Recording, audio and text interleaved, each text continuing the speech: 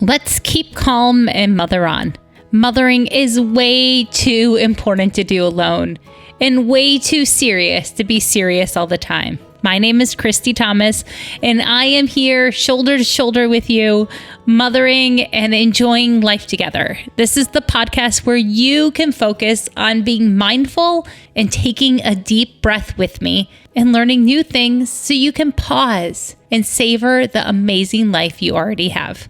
I ran across a great quote, and that's how we're going to kick off today's podcast. The art of listening is not to hear what someone says, but to hear how they feel, by Bob Chapman. The art of listening is not to hear what someone says, but to hear how they feel. Today's podcast is about the 4 stages of communication. We're going to break down what it means to be the speaker and what it means to be the listener. And I've realized while we're at home that we're either actively trying to choose connection with our family and our kids, or we're choosing disconnection with our actions. And one of the largest ways we can choose connection is by communicating well in both our speaker role and our listener role. I figured that in 2020 that you've spent so much time with your family that maybe, like me at different times, you've literally thought, why can't they read my thoughts yet? Like, we've spent all this time together. We know each other better, right? Because of all this time we've spent together, but still we're having issues understanding what I mean to say and what someone else is hearing me say. So let's break down the 4 stages of communication so we can actively choose connection. Connection is the foundation of relationships. It's the foundation of parenting. You can't correct a kid's behavior without connecting to them first. So let's think about how we're using communication. Step 1 is we're going to look at the responsibility of the speaker. The first job of the speaker is to know what you want to say. What do you mean to say? That's your first job as a speaker, is that you're having thoughts and you have an intention about what you want to say. All communication starts with thoughts and feelings, okay? That's the first job of the speaker. The second job of the speaker is actually speaking, like I am right now, right? Like, it's your job to judge me as the listener, but it's my job right now is to express myself. Am I clear? Am I saying how I want to say the things? Right there, I'm not. I'm trying to communicate a set of ideas in my head with intention so that I can express a new idea, maybe pull on your heartstrings, right? So as the speaker, I actually have to try to say what I meant to say. That's the speaker's job. That's part 2 of communication. But what I want to say is not always clear. Maybe I'm making the wrong word choices. Maybe my tone or body language is distracting. But that's my responsibility as the speaker, is to actually try to say the things I want to say. But as a listener, you have a really important job. So jobs 3 and 4 are for the listener. And you get to determine the grade, how good of a job I'm doing right now of being a speaker. I know what I want to say, but you're listening to what I'm saying. Your first job as the listener is, what did I hear Christy say? And in order to hear me say, you have to choose where your attention is. Are you actively listening? Are you distracted? Are there kids running around? Are you scrolling Instagram while listening to this podcast? Are you on a run? There's all sorts of things that could be vying for your attention. Are you hungry? Are you thirsty? Do you need to go potty? Right? Or are you tuned in? Maybe you've got a Post-it note and you're taking some notes. You're actively listening. That is your number one job as the listener.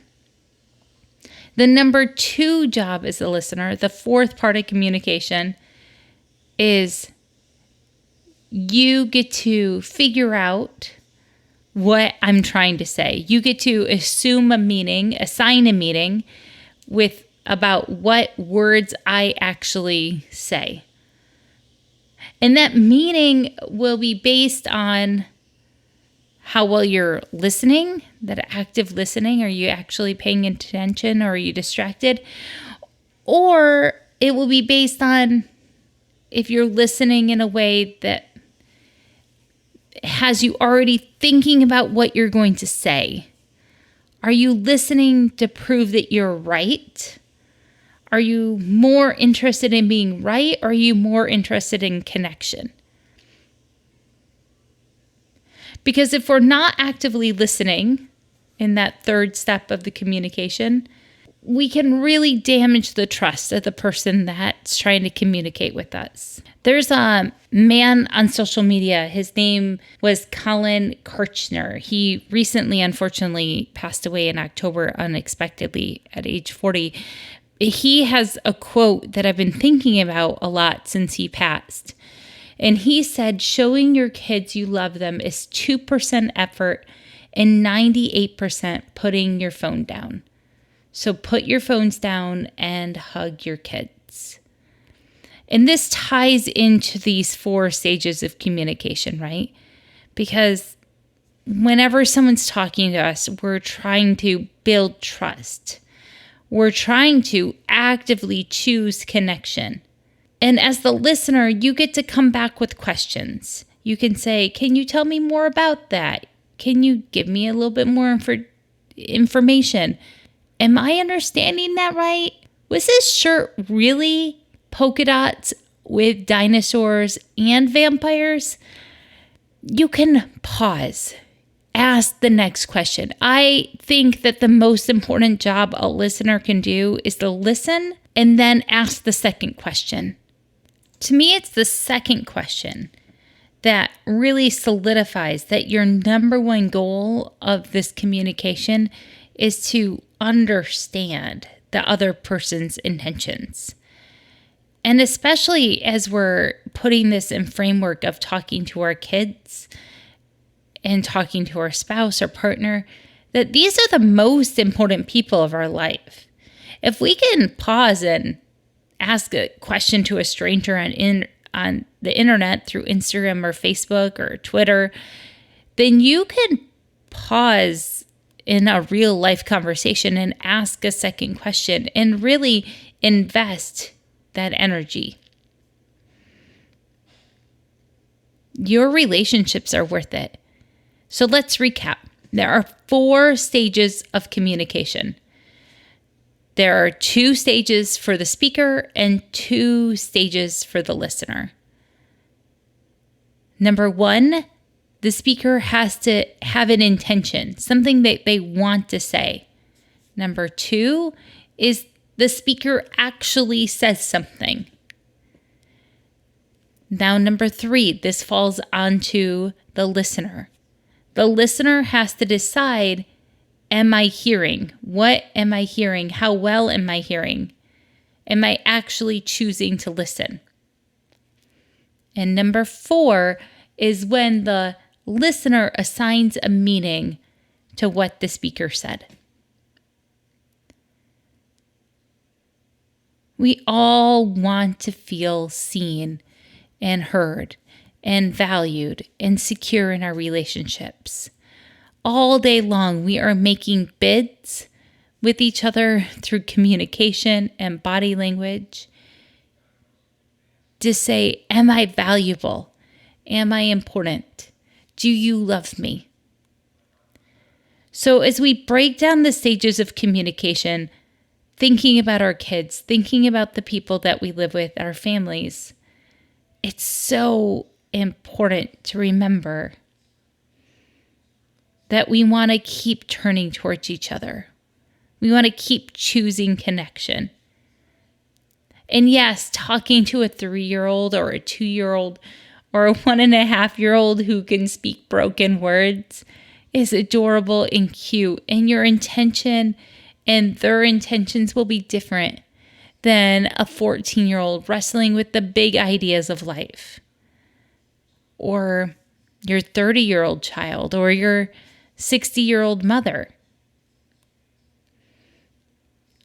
There's time for all those conversations that fit into this framework about thinking what the person meant to say and how you as a listener are interpreting that. I always assume that people in my closest relationships are not out to get me. So if we can just start with there, right? Like, hopefully you have such a layer of trust and love and kindness and generosity in your house that even when you're hearing something you don't expect to hear, you can pause and figure out that there's some other need trying to be expressed, that maybe the words that are being said don't match the intention. Because sometimes my kids or myself can feel really frustrated. And what I mean to say is probably more like, I need help, or I'm feeling lonely, I'm insecure right now, I'm hurting. But how I'm saying it sounds like I'm impatient, or I just want this done perfectly, or please just go to bed for the 100th time because I need a break. It's hard work being a parent. As I take the time to learn about communication, I'm sharing with you things that I'm pausing to consider, that I'm trying to apply to my active parenting right now. I know that even when I get it wrong, I still believe that I'm the right mom for my kids, and my kids are the right kids for me to parent. We can do this together, and we can learn better and do better. Communication is worth the effort. Love is worth this effort. Now let's talk about your self-care for this week. I want you to lay down on the floor and put your feet up against the wall for at least a minute. I really want you to lay down, right? Scoot your butt up against the wall and put your feet up and just lay down. I like to do this for a whole song, and you can feel the blood flow changing in your body. I've been listening to a lot of Hamilton music lately. I like doing this to the song Hurricane. I think that's the name of the song. So now you know one of my calm down self-care strategies. If this doesn't work for you, if you have mobility issues where you cannot lay down on the floor and put your feet up, then lay down flat on a bed or on the couch and listen to something. Just lay down for one song. Set an intention. Now your family fun play idea. So you can actively choose connection and make the memories that you want to have in the future. I want you to get out a game that maybe you played when you were a kid. In my house, we've been playing so many games of Connect 4 on a level where it's gotten a little bit competitive because people are watching Connect 4 strategy videos on YouTube. Maybe Connect 4 won't be the family game that you bond over to make memories for. Maybe it's Go Fish or Uno, checkers, chess. There's a lot of people playing chess because of the Netflix show, The Queen's Gambit. Just pick a game and see where it goes. This is working well for all the ages in my house because there's that 6-year gap, right?